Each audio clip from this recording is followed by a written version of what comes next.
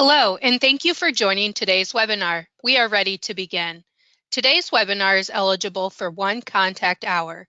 Sigma Theta Tau International Honor Society of Nursing is accredited as a provider of nursing continuing professional development by the American Nurses Credentialing Centers Commission on Accreditation.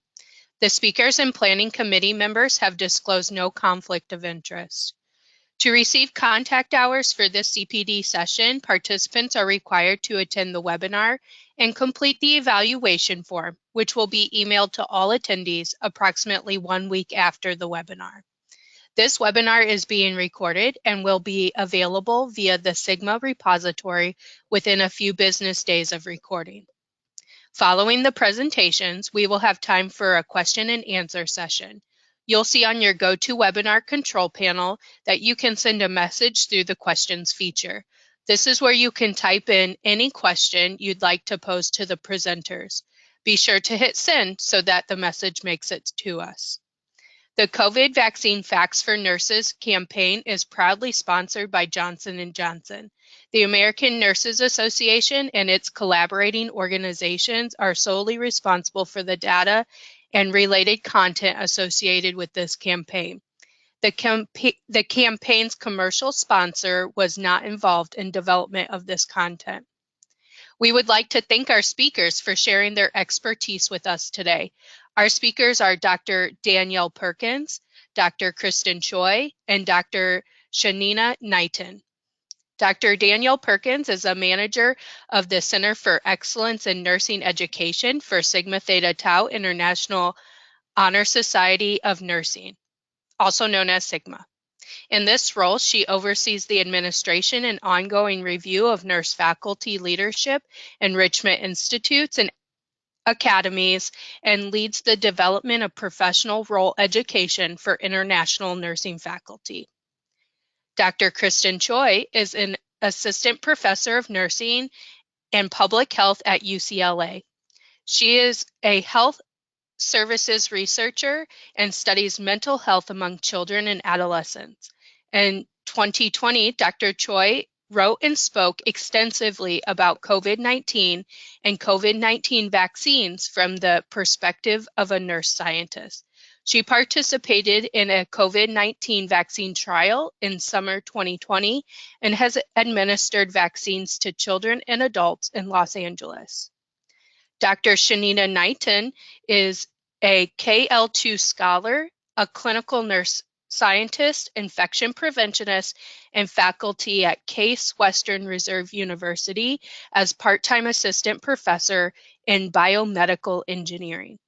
Her work focuses on infection prevention self-management in healthcare settings, including technology-based interventions to improve patient hand hygiene, identification of harmful bacteria and viruses on patients' hands, and strategies for implementing infection prevention guidelines in different settings. She received her Doctor of Philosophy from Case Western Reserve University.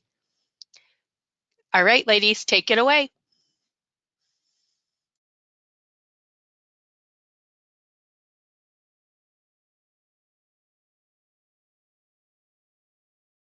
Hi. So today I'm going to talk to you about common areas for misinformation regarding COVID-19 vaccines. We know, just as being nurses, as being providers and caregivers for others, that while there is definitely information that is floating around in the healthcare system, there's also an influx of information that we tend to receive. Next slide, please. So I always tend to ask the question in terms of thinking. We all know that half of 12 is 6, right? We all know that this is something that is common. So when someone says half of 12 is 7, many of us are saying, no, it's not.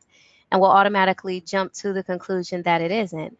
But in fact, if we're looking at 12 in a different manner, then half of 12 is 7. And that's just simply by splitting it in half. The thing is we tend to look at a lot of the issues that are around COVID-19 through the lens of us being healthcare workers, being healthcare providers, as well as someone that has our personal experience. All of us has cared for a patient or tried to help someone that had a truth separate from our intent. And it seemed that the more you tried to convince them, the more that they were stuck in their rationale, thus making it challenging for us to help them. We are in a time where we should definitely listen more to understand and help people think through their decisions. So today, while some of the information may seem very basic that I'm going to present on, I hope that it can provide a brief but detailed view of how people come to understand information and how much so many of us are responsible for spreading good information or spreading bad information, as well as mitigating situations so where wrong information can be spread. And so we're just going to talk about this because I don't think many people think about information in this manner. Next slide, please. So there are two types of false information. We know that information is information, but misinformation is when we inadvertently draw conclusions based on wrong or incomplete facts. But this means that the facts can be corrected. So we can correct factual information. So misinformation could be, I took the COVID-19 vaccine, so I don't have to clean my hands anymore because I can't get it. Clearly, we know that hands are still a form of transmission, and this could be corrected with someone saying, hey, you can be protected from severe COVID or death, and your hands are a mechanism for which they can spread germs. And so that is something that can be corrected. So that is different from disinformation. Disinformation could be COVID-19 is in the COVID-19 test. And this is just one of the conspiracy theories. And when we start thinking about conspiracy theories and looking them up, we find that these theories tend to tunnel into more theories, and it's very hard to understand the origin of where they may come from. Typically, we know that conspiracy theories, as far as disinformation, is to promote an agenda typically, and they often frequently surface after traumatic events and during times of uncertainty. So, such as the aftermath of mass shootings or during the COVID-19 pandemic. Far-fetched theories can spread rapidly online or via social media. And a recent study actually indicated that nearly 1/3 of Americans believe in a conspiracy theory around coronavirus. And so John Grohol, I'm not sure if you're familiar with him, but he's the founder of Psych Central, brings up the fact that conspiracy theories can come up with ideas, or conspiracy theorists come up with ideas out of thin air to match whatever fact that they think is true, and oftentimes will use these beliefs to convince others. And the characteristics of people that partake in them tend to be individuals that may be socially isolated or distrustful, or honestly just someone that is strangers on the internet that are looking for a sense of belonging. So while, next slide, please, we have common sources for information, the same locations that we can find good information. Next slide, please.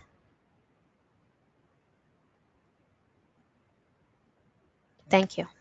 So common sources, so just like we can find logical, factual information with news sources, newspapers, social media influencers, celebrities, and politicians, unfortunately, these are still also the same sources for which we can come across misinformation or disinformation. Technology, unfortunately, provides a vehicle for people with large platforms to be heard by many more people. It allows for unverified information to enter these popular platforms, and news have gained a heavily reliance on social media as a source of their information.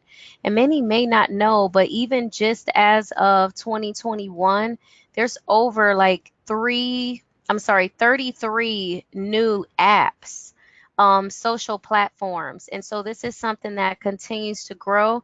And unfortunately, a lot of these platforms are not something that they're not monitored. Next slide, please. So I found this information to be interesting. This was a study that was done by the Pew Research Center, and this was as of 2017.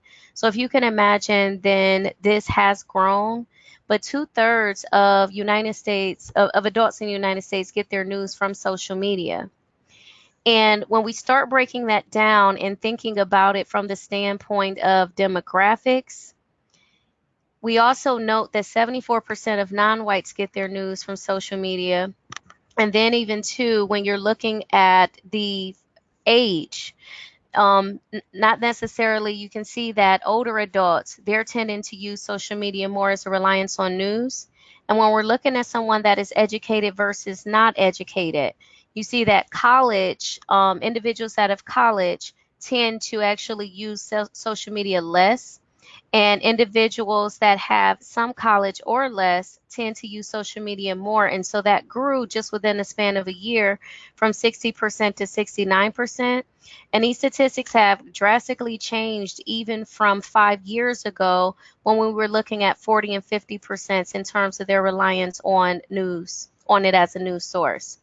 And so out of the 67% of adults that use social media for news, 2 in 10 look at social media sources more frequently. So you have some that'll use it hardly ever or sparingly, but you have 2 out of 10 that actually look at it on a regular basis for them to get their news. And so, next slide, please. I'm going to bring this together on how all of this relates.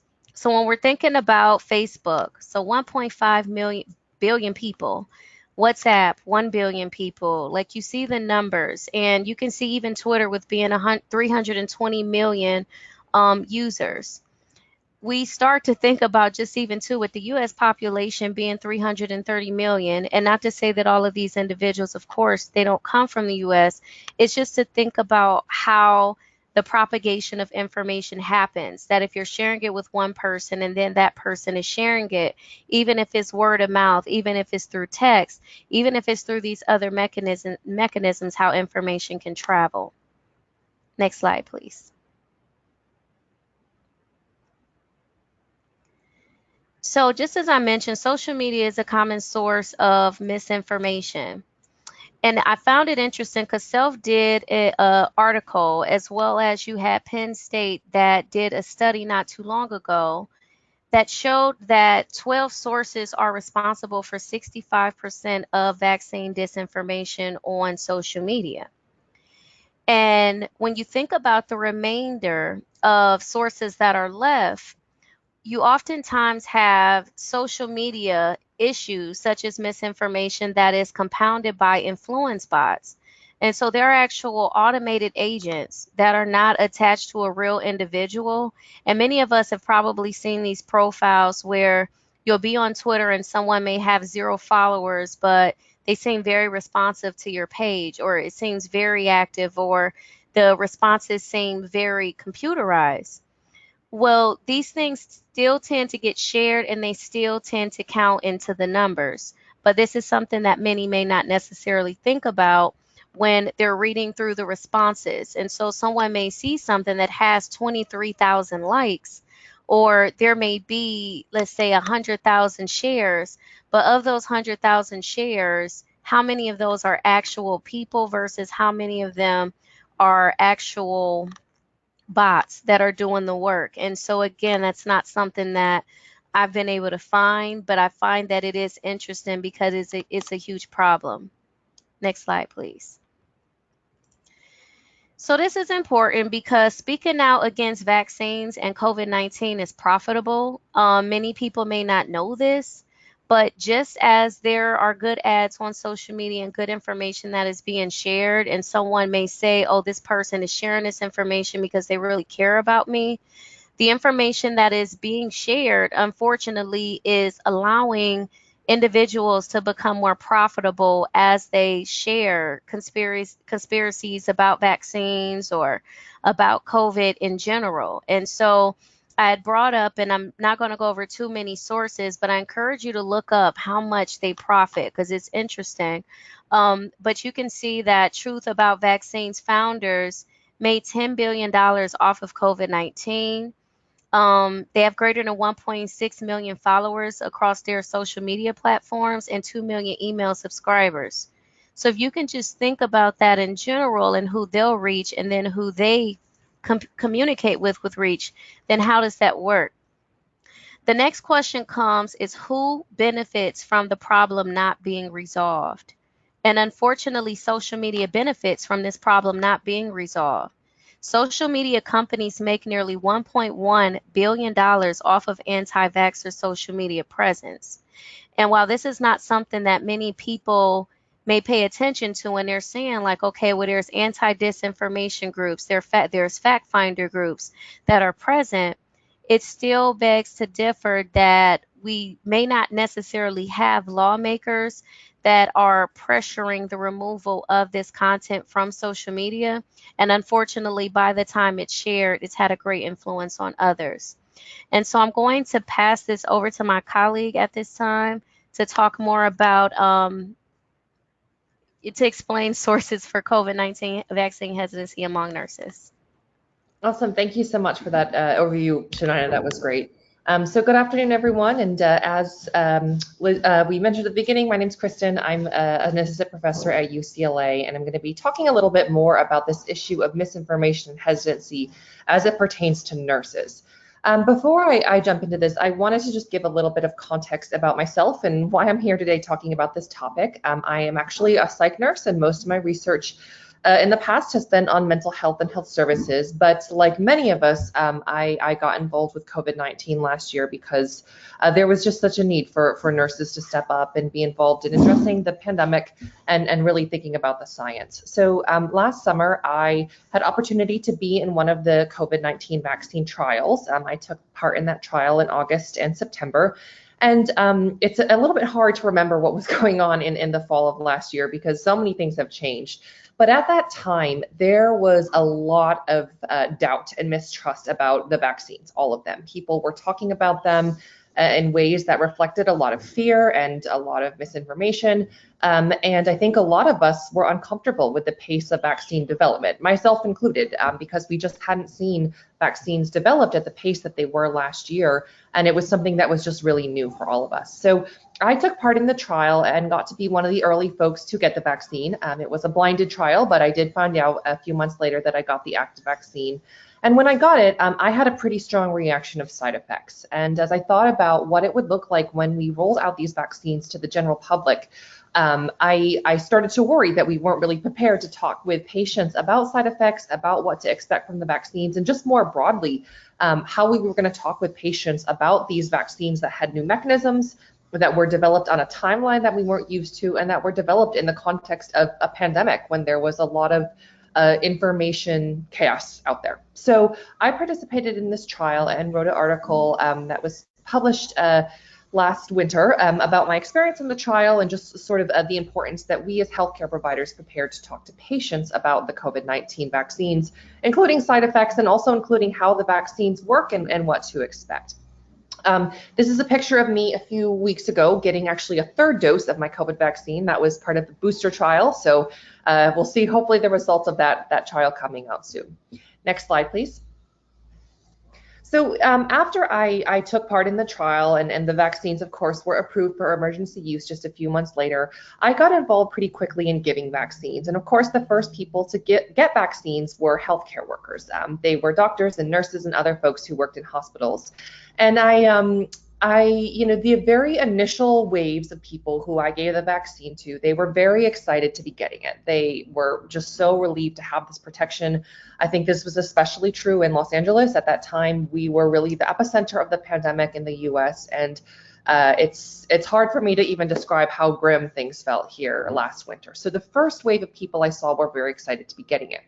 But as I started to give vaccines out in the community, I will never forget, I was working one day with a nurse. She was in from another state helping out with giving the vaccines, and we worked together for hours, giving vaccines to car after car and watching people laughing, crying, so excited to be getting these vaccines.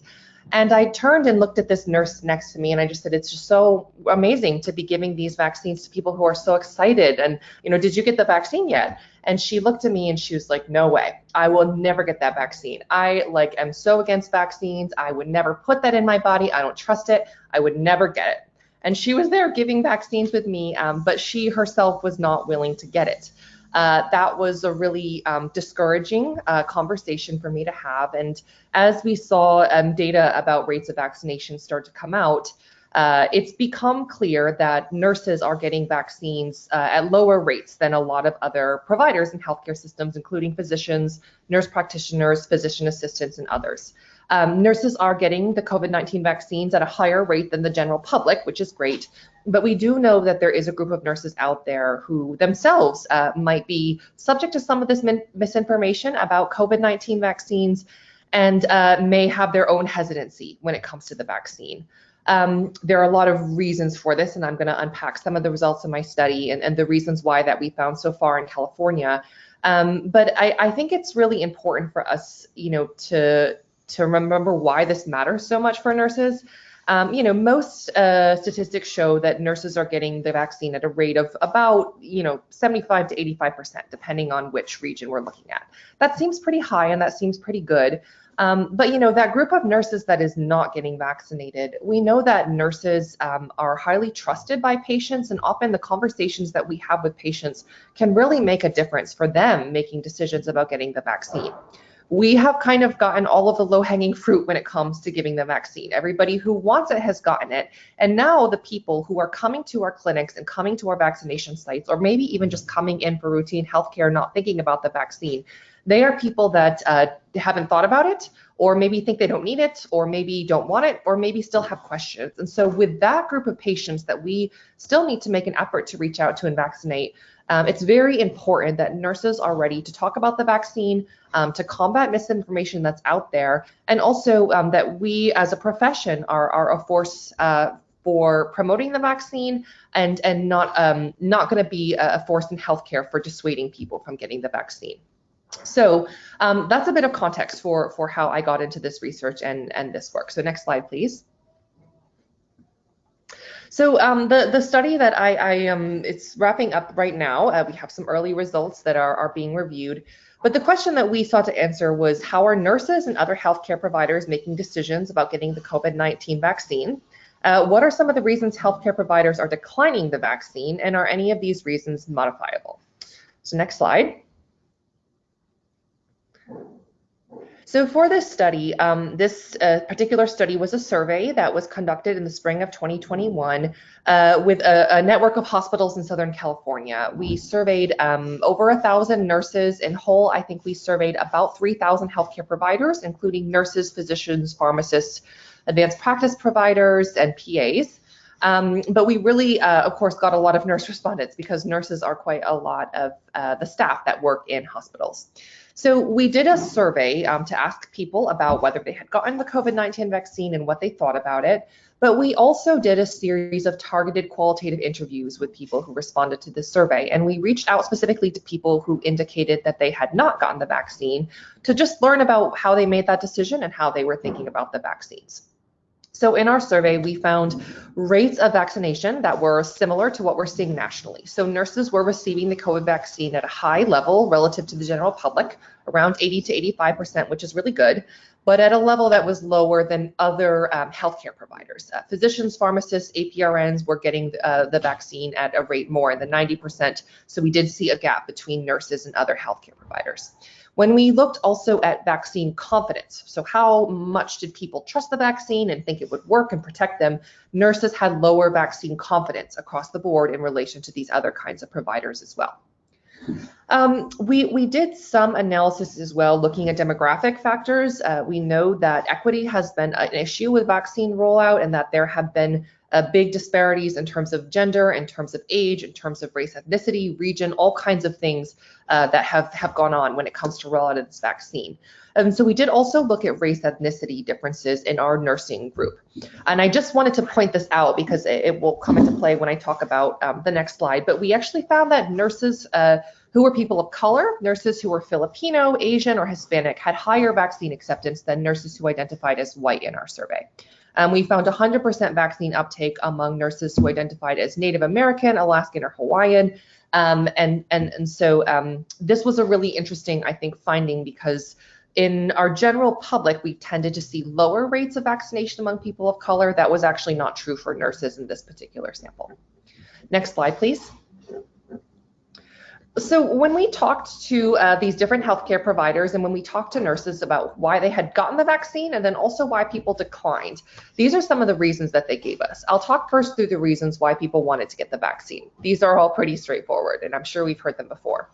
Many of them talked about vaccines in terms of beliefs. A lot of them said to us, I believe in vaccines. I always get vaccines. I'll get every vaccine that's offered to me. It's just something I believe in. And there was a real tendency to frame it in terms of personal values and personal beliefs. That being said, people also talked about protecting themselves, their families, and their communities. Many talked about protecting their patients as a reason to get the vaccine. A lot talked about getting the vaccine to end the pandemic, to go back to normal life and to kind of get out of COVID and what we've dealt with the past year and a half. Some of them also said that they got the vaccine because they anticipated that in the future there might be a requirement, either for work or for travel or for something else, that they might need to get it and felt like they should just get it and get it out of the way. So those were the reasons why nurses got the vaccine. When we talked to nurses who declined the vaccine, the reasons that they talked about were a little bit more nuanced, and there was a lot of heterogeneity in these reasons. I think it's definitely fair to say that when we look at nurses who decline the vaccine, they are not all people who are out there, swimming in misinformation and conspiracy theories at all. The majority of them have read the research. They're very up to date on the research. They say that they trust, the CDC, the World Health Organization. They're educated nurses who are very aware of the research, and the reasons for declining are a bit more complicated than simply misinformation, although that does come into play for some people, of course. The majority of nurses that we talked to told us that they were still on the fence. They had declined the vaccine, but it wasn't a hard no. It wasn't, I'm totally against vaccines or I will never get this vaccine. Many of them said they're just still thinking about it and weren't quite in a place where they feel like they wanted to get it. Quite a few nurses that we talked to did not perceive that they had a need for the vaccine, either because they had already had COVID-19. We know that a lot of nurses had higher exposure to COVID-19, and many nurses got COVID-19 this past year. So some of them felt like, I have the antibodies, I have probably some natural protection, and so I may not need it. Many of them also felt like that they were young and healthy and at relatively low risk for complications from COVID, and they simply didn't perceive a personal risk to themselves. There were a lot of nurses who talked about concerns about the safety and efficacy research of these vaccines. Most of those concerns had to do with long-term effects, and if there might be any possibility that there could be some long-term effect of the vaccine that we don't know about, a lot of them were concerned about that and wanted to see more research before they took the vaccine for themselves. Some also talked about concerns about side effects. When they heard some of the really strong side effect reactions that people had, I was one of the people that had one of those reactions. I had a very high fever and I was really sick after I got the vaccine. Some of them said, this sounds worse than COVID. I don't want to risk that, potentially getting that. Some nurses that we talked to had barriers to access. Many of them talked about childcare and that, they didn't have childcare if they were to get sick for a day, or they weren't able to line up their work days so that they could go and get the vaccine, where they would have potentially a day off if they did get sick from the vaccine. So there were some logistical barriers that came up. And then a very small minority of nurses, also speaking of vaccines, framing them in terms of personal beliefs, said they just don't believe in vaccines. They don't get them ever. They don't get flu shots. They don't get other vaccines. And these tended to be the nurses that seemed to have absorbed maybe some more of that information that Shanina was telling us about. So, I think the overall takeaway here is, again, that those reasons for declination are complicated. And I was actually, after doing these interviews, I had expected that there would be a lot more of those nurses who might be in the misinformation camp, but I was really pleased to hear that many of them were in that place of being on the fence and potentially being in a place where they might change their minds at some point, because that's something that we can target and something that we can do something about in the future. I think that, thinking about this issue of how we reach out to nurses, we think of vaccination a lot, and when we talk about vaccination, we're often talking about the general public and how we get the vaccine to reach people that haven't gotten it yet or who might have questions or concerns or hesitancy. That conversation is extremely important, but I think it's also important as we as nurses who are practicing or doing research or leading policy are participating in those conversations, that we also think about our own profession and make sure that we are thinking about our own colleagues who might have these concerns. Having had conversations myself and seen nurses change their minds, it's often what moves people on or off the fence can be something really small. It can be a conversation with a colleague, it can be a story they hear, it can be something with a patient. And so I think being diligent about talking to our own colleagues in whatever our practice setting might be about the vaccine, and being open to exploring those concerns that people have and targeting those reasons for hesitancy that we know we can modify for those people who are on the fence. And again, it's really important for us as nurses to make sure that we are fully vaccinated and that we are vaccinated at the same level as our healthcare provider colleagues, because what we can do to potentially address these same issues with our patients is very powerful. And I want to make sure that we are in, as a profession, a good position to do that, and to help reach those communities that might still have questions and hesitancy and get us to a point where we can be really sure that we have herd immunity and can return to normal, as a lot of our participants said they wanted to do when getting the vaccine. So thank you so much for your attention. With that, I'm going to turn this over to Danielle to finish us up for the presentation. Thank you, Kristen. Thank you for sharing that. So I got into this area because as the pandemic began to unfold, I have family, friends, community, my fellow attendees at the church that I attend asking me a lot of questions about COVID, what I thought about the safety of the vaccine, and would I take it? And they had a lot of distrust about that. And so I wrote a view piece that you'll see here on the slide for the American Journal of Nursing, talking about the COVID vaccine challenges in the Black community.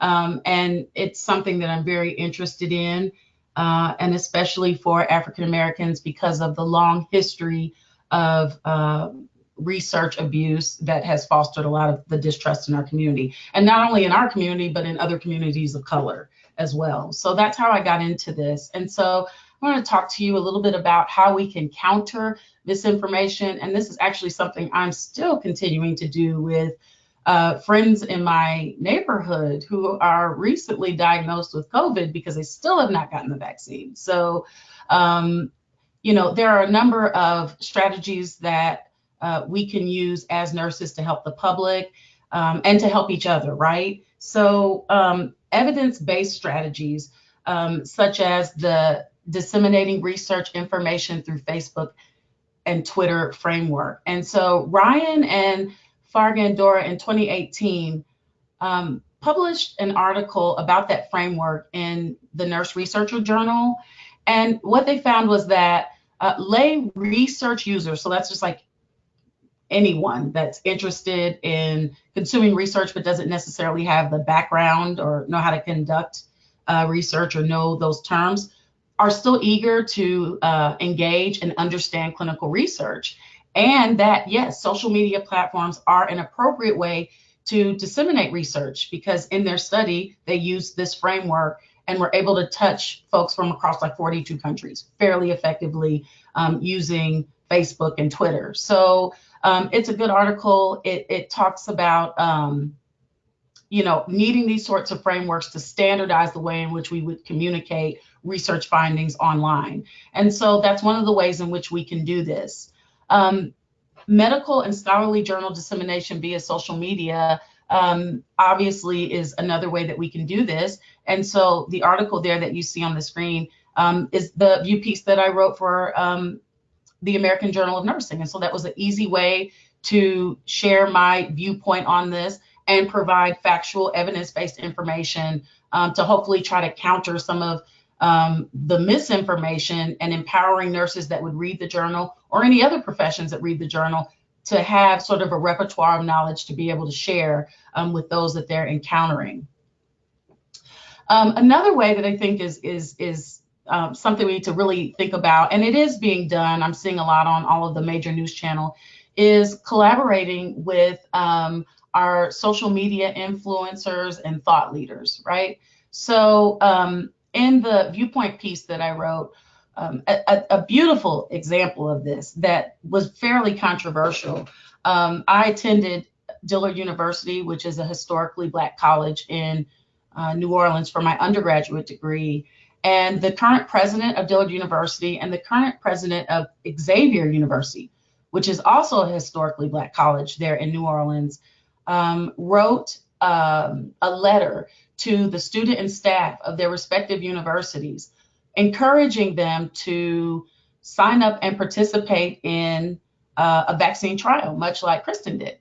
And they recommended this because they both were signed up and enrolled in trials. And this was shared on LinkedIn. That's actually how I found out about the letter. And so again, that's using, leaders in thought to share information and dispel misinformation about the vaccine. And they tackled head on some of the fears about why anyone would not want to participate in some of these vaccine studies. And they were met with quite a bit of resistance, but they still took a stand for what is right and acknowledging the seriousness of the vaccine for communities of color and encouraging, not mandating, the students and staff to consider participating, because it's our civic responsibility to take care of one another as educated men and women. So there's lots of opportunity to collaborate with folks that have influence. And, when I'm on YouTube looking at various looking at various videos and whatnot, sometimes I'll come across these mommy bloggers and they have tons of followers. And so they are able to reach audiences that otherwise may be hesitant or on the fence about taking the vaccine as well. And so even for this webinar today, Sigma was able to tweet this out. And so I retweeted it on my page. And I asked a medical pundit for one of the major news agencies to retweet it, and she did. So, if you're one of those people that saw this and decided to jump on this webinar, it shows that it works. So definitely, there are just many ways that we can do this. Okay, so next slide. So I want to empower you all as nurses, as experts on this. You are on this call right now because you are interested, you are engaged, you have the power, each and every one of you, to touch your communities, to change the conversation, to bring new information to the conversation. Yes, we each have a individual decision to make about our bodies, right? If you are a nurse and you have not received the vaccine, you're continuing to assess the information. You know what? That's fair. But continue to have those discussions in spaces where you can have some influence. And that may be family, friends, churches, as we begin to come together for weddings and family reunions. These conversations inevitably come up, because I've been seeing where gatherings are now having color-coded bracelets to allow participants to know whether or not other attendees are comfortable talking to them, right? So like gold is stay back, silver is I'm good to talk to you face to face, and like rose gold will be somewhere in the middle. This is still very much an ongoing situation. People are still trying to figure out what they're comfortable with. And so as a nurse, you bring knowledge and expertise to any conversation that are being had. And I want to encourage you to continue to read up on this and know the facts and be ready to share them. There are a number of ways that we can impact the community by partnering with our community gatekeepers and lay people to develop materials and information that are sensitive to the needs of specific communities. that are representative of the folks in those communities. One of the things that I recommended in the viewpoint piece is that, when we're out doing vaccine clinics, it really is very helpful that when we're in communities of color, that there be at least one nurse of color providing those vaccines. It really can make the difference when you're a person of color going to one of these clinics, and when you show up, no one looks like you, right? So that sort of participation, and we know that people of color are minorities in the nursing profession. So it's very important that we engage our colleagues, no matter who we are, to encourage them to be involved in teaching and vaccinating. And then something that's also near and dear to my heart is the importance of increasing health literacy and helping people be able to identify misleading information online. So a couple of strategies for that. Excuse me. This requires, of course, that you are familiar with the education and comfortable how comfortable your patient is with accessing information online, if that's something that they do. A lot of people do that, what their reading level is. You have to know a bit about your patient, have done a little bit of a learning assessment, but depending on how internet savvy they are or not, you want to tell them to take a look at that URL line.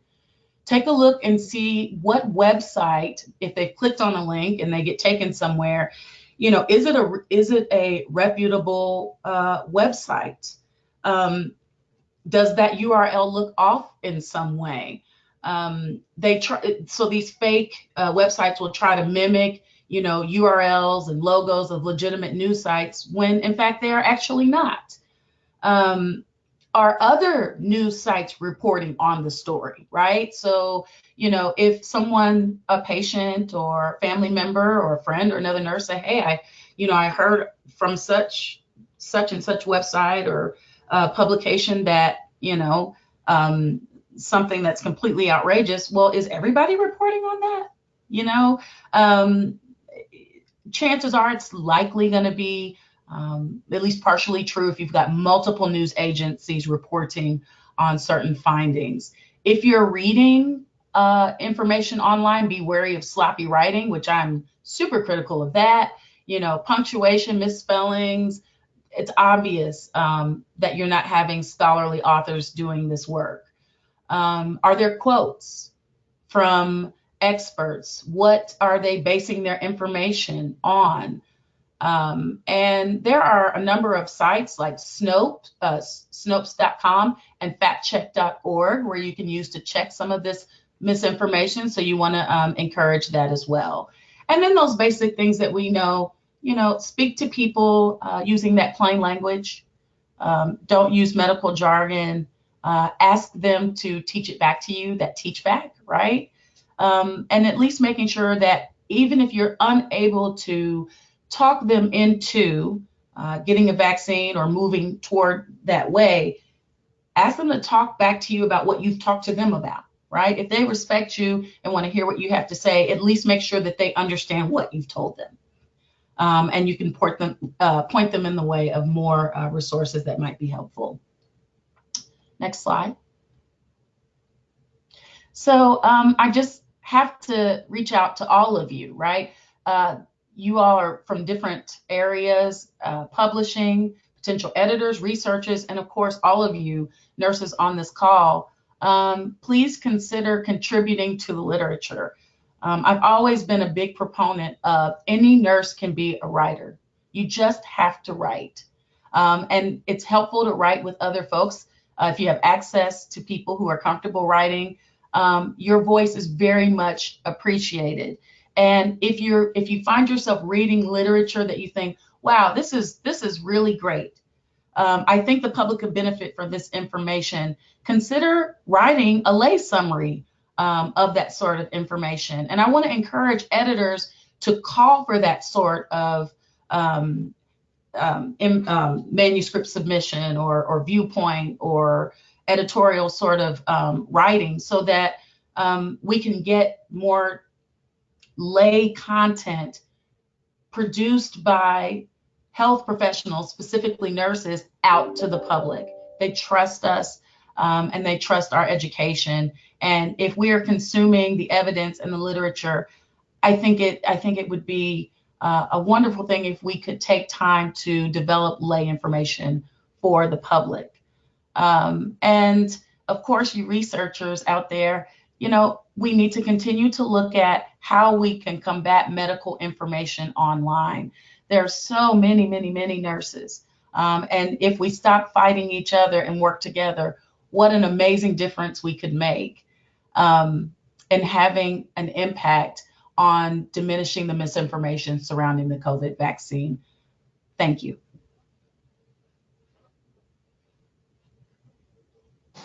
So we're going to open it up for some questions. One question that came in through the chat was there a difference in vaccine hesitancy between LPNs and RNs?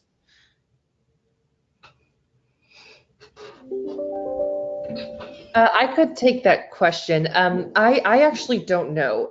This is something that unfortunately we do not do in my survey. I wish we had now looking back, and is a problem in a lot of surveys is that people are not disaggregating nurses by role type. Many of us know that unfortunately there is a tendency to lump many different kinds of nurses together and to look at nurse practitioners and RNs and LVNs and nurse aides as though they're all the same group. And that is how a lot of hospitals are tracking and recording vaccination. So I have not yet seen good data that disaggregates nurse vaccine uptake and confidence by nurse type.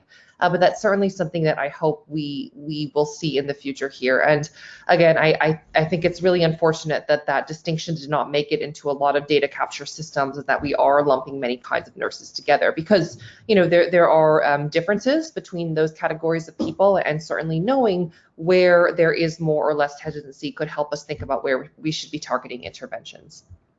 I don't know, Shanina or Danielle, if either of you know more than I do on that, but I have not seen that data. Yeah. I do not. Me either, just anecdotal. Another question, I know this is a hot topic, especially in social media. What do we know regarding the vaccine and infertility, both in men and women? So I could jump in for this one as well, and certainly Shanina or Danielle, feel free to chime in as well. So far, all data suggests that the vaccine is very safe for people who are pregnant or who might be wanting to become pregnant in the future. There's a very large pregnancy registry now of people who are pregnant who got the COVID-19 vaccine. No evidence that it's linked to any sort of infertility, miscarriages, birth defects, anything like that, and so. At this time, all the information that we have available suggests that it is not linked to infertility or other reproductive health issues. There are ongoing trials right now of several of the COVID-19 vaccines with people who are pregnant. So again, we will learn more about this going forward. There are some questions that can be only answered with time. But from what we know so far, no risk of infertility. Yeah, I would just piggyback on what Kristen said. So much of this is still yet to be determined. However, yes, I am hearing about the trials involving pregnant people as well, because that's something that is of a large concern. And so thus far, I've heard nothing negative about the impact of the vaccine on pregnant people, but yeah, still ongoing. Another question that came through is, what was the vaccine acceptance ratio for African American Black nurses? Kristen, I think this is more targeted towards you in your study that you talked about at the beginning. Yes, so that's a great question. In our particular context in Southern California, rates of vaccinations for African American nurses was comparable to the white nurses in our sample. So it was a bit lower than what we saw for other groups, about the same as it was for white nurses, but lower than it was for physicians and other healthcare providers. I think that when we think about this issue of how race intersects with healthcare provider type and education, when we think about hesitancy, it's really important for us to talk about these issues with nuance, because the reasons for hesitancy for people of color can be very different than the reasons for hesitancy than people who identify as white or who may not have had the same experiences of racism and medical racism and a history of medical exploitation that we know happens in some communities. And so I think this is an area that I hope we will see more research about. Our study wasn't designed to go into the race ethnicity differences in great depth, but I think it'd be fantastic to explore further among African American nurses who are declining. What are the reasons? Are they similar to what we're seeing from everyone else, or are they different? And again, sussing out those individual reasons and some of the nuance that is happening for these groups is just really important for thinking about how we target interventions. It is clear that we can't just blast people with information, and for most of these nurses, the issue is not that they don't have access to information or to the studies, or that's not the issue. There are much more complicated reasons that have to do with personal experiences, family and community experiences, personal beliefs, your experience of COVID, and those things we have to think about in a very tailored way when it comes to messaging. I wish there was one easy silver bullet, but there's not. So I hope we'll see more research on that group going forward. All right, this question I will direct towards Dr. Knighton. How do you coordinate with influencers to mitigate vaccine misinformation? And then another question that goes along with that is, how do anti-vaxxers make money off of the discussion of disinformation? Got it. So I'm going to take the second question first. So with the ad sharings, so many people that may not be familiar with how social media works. Social media is profitable because of the marketing that takes place. So when you have individuals that are exposed to certain products, certain websites, they're actually making social media money through the exposures of the ads. And so I'm sure we've seen in the past where if someone clicks on a certain number of ads, or they're exposed to a certain number of pages, there's money involved with that these anti-vaxxers will get. You also get money if you have a certain amount of followers. And so this is something else that many people may not be aware of, but when you reach a certain threshold of followers, then you also receive money as well. Some of the anti-vaxxers that are popular that may be speaking against vaccines tend to also have products that they're advertising that can also mitigate COVID. And along with that, they will receive money from that. They're also advertising, let's say, series of information. So they may give you access to electronic sources where they may say, hey, for this 4-part series of information around how COVID-19 generated in the vaccine, it's $200. And so if you think about how many people they have access to, that is how they're able to accumulate money in that manner. When we're talking about influencers, there are the influencers that I would say are good, and there's also the influencers that are bad. We saw early on, and I'm sure a lot of us nurses were cringing when we saw celebrities that were walking around with gloves everywhere and were touching everything, when we understand that that is not the proper way to handle gloves. And if you just think about that, the public picked up on that message just by being able to visualize what individuals were doing. So for me, when I have seen things like this, I've actually reached out to people and I've explained, maybe what it is they're doing that's incorrect, and offering them an opportunity to be able to correct it, as well as letting them understand or helping them to understand their power and being able to share certain messages. So there's also that piece. The one thing that we have to be careful of when we're talking about, I would say, the influencers, celebrity, politically, is that politicians, there's sometimes money and resources and things involved with the messages that they share. So you may give someone a message and say hand hygiene works, and there's still that piece of them needing to put their spin on it for their benefit. So to me it's a touch and go situation in terms of balancing or getting together with influencers. I personally feel like us as nurses are influencers. I just don't think that our voices are heard enough. I don't think that we are put in the forefront enough to be able to express that, as well as to be able to explain that. Even right now, in the time of the pandemic, I know of plenty of infection preventionists that have studied the science of preventing infections even before COVID. And it's very rare that I've seen any of them on any news sources to be able to share what some of those practical tips are, even though America was given a crash course overnight.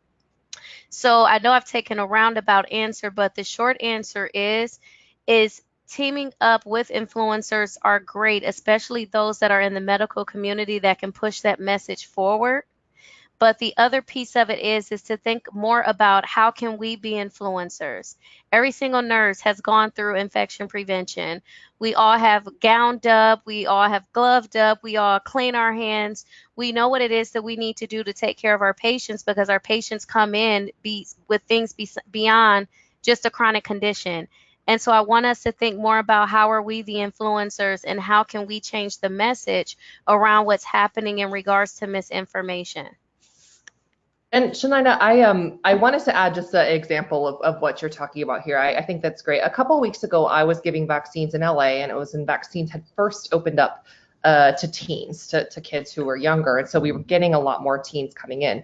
This story, by the way, is something that would only happen in LA. But, as we're watching these kids come in, suddenly everybody got really excited because apparently 2 teens had come in who were very influential TikTokers. And, these kids got their vaccine and they walked out. And everybody who was working, who is up on TikTok, not me, was like, oh my God, these kids have millions of followers. They're here getting this vaccine. It's really interesting. And later, some of the staff looked at their TikTok and saw that they had posted videos of themselves getting the vaccine. And it was a really interesting example of this issue of reach and influence because, that simple post of, a photo of someone getting the vaccine who has this big following can have such a huge influence. And unfortunately, there has been some research on nurses on social media, and we as nurses on social media spend most of our time talking to ourselves. When we analyze tweets of nurses and schools of nursing, we all follow each other and talk to each other and use hashtags that are very insular but have less reach outside of the nursing community. If we're only talking to nurses, our influence is not going to be very big. So I agree completely. Your comment, Shania, just made me think of how exciting it was to see someone who had more influence than I do share about the vaccine in a positive way. And I agree completely that we need to think about partnering with people and kind of getting outside of our nursing bubble sometimes to think creatively about how we can reach people. I love that, and I love that personal example. And this question goes right along with that. What do you think about having mentors in the community that are going to churches and senior centers? Seniors listen to seniors and respect their input. Danielle, do you want to maybe speak to that? Absolutely. We certainly here in the city of Indianapolis, that is actually happening. Churches are being used for pop-up vaccination clinics, and I highly encourage that. Yes, elders, of course, my parents were getting the vaccine as soon as they were able to access it, as soon as it was opened up to them, and they shared that recommendation with their friends who are also, of a similar age, late 60s, early 70s. So yes, and I think that speaks to Kristen's point. We are nurses talking to nurses, but we're also nurses talking to our communities, to our families, and we should be encouraging those that are getting vaccinated around us to continue to spread the message of please get vaccinated. I have a dear colleague who is a traveling dialysis nurse, and he has not been vaccinated, and that was a surprise to me. And I said, well, why not? And he referenced Tuskegee, which I was quite surprised by that. And we did have a bit of a discussion about that. So the reasons do vary, and I think that I have gotten so many taps. Danielle, is this okay? Danielle, is this okay? And so we need to be available and open and be willing to talk to anyone that has questions about it, whether we help them to decide or not. And so, yes, recommendations, engaging with pastors here. Our Charles Harrison is a big community leader here in the city of Indianapolis. He does a lot with crime fighting, and he posted on his Twitter a picture of him getting vaccinated, right? The Dillard University president and the Xavier University president, they are touching the Black community by reaching out. And so, yes, this does help at least get the conversation going, and hopefully, helping people who are hesitant because of past abuses to begin to move forward and think more critically about what's actually happening around the world right now. I agree. And just really quick, I want to go back just full circle to what I was mentioning at the beginning, and that's just listening and meeting people where they are and helping them to unpack their rationale of where their perspective is coming from. And to Danielle, I agree. I've absolutely been in the community. So Kristen, given the vaccines as well. So leading clinical groups with students. So being able to assist the community in that manner, but also assisting them with education.